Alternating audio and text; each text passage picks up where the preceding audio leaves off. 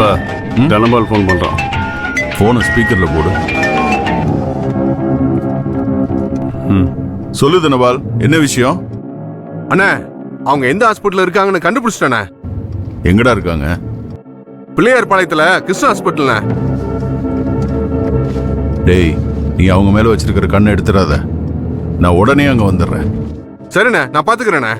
டேய், ஜாகிரதடா. சரிண்ணே.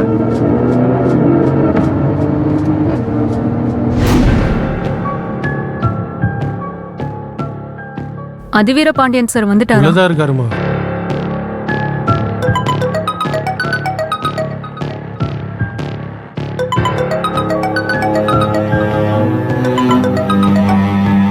ஹலோ, ஹாஸ்பிட்டலுக்கா?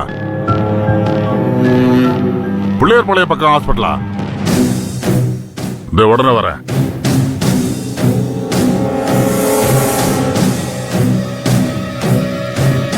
ஏய், வண்டி அடியா.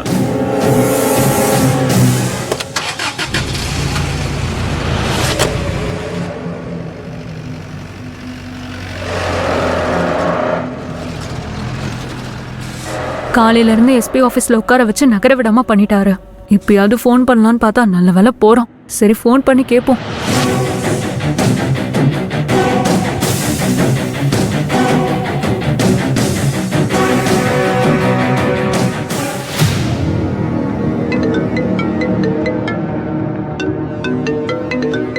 ராகினி பண்றா.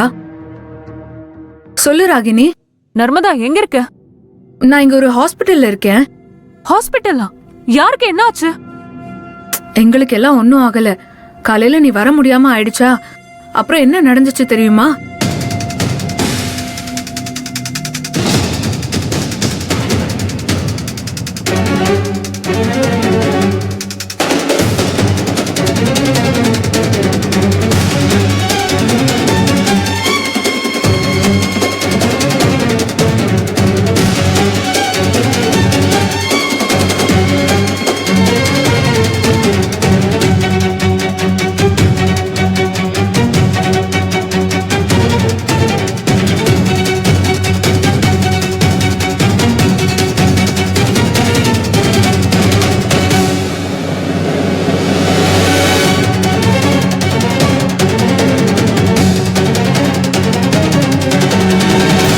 ஓ, குட்டிமணியை தான் நீங்க ஹாஸ்பிட்டல்ல சேர்த்திருக்கீங்களா?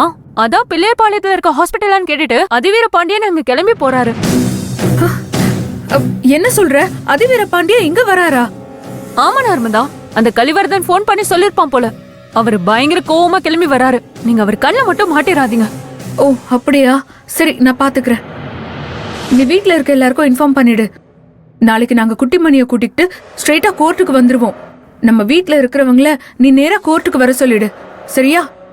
குட்டிமணியை கூட்டிட்டு வந்துருவீங்கல்ல? எனக்கு ரொம்ப பயமா இருக்கு நர்மதா. அதெல்லாம் பயப்படாத. என் கூட ரோகிணி, ரூபினி, அங்கிள் எல்லாரும் இருக்காங்க. நாங்க பத்திரமா வந்துருவோம். நான் போனை வைக்கிறேன். சரி, ஜாக்கிரதை. என்ன நர்மதா, ராகினி என்ன சொல்றா? அதிவீர பாண்டியன் நம்மள தேடி வராரா?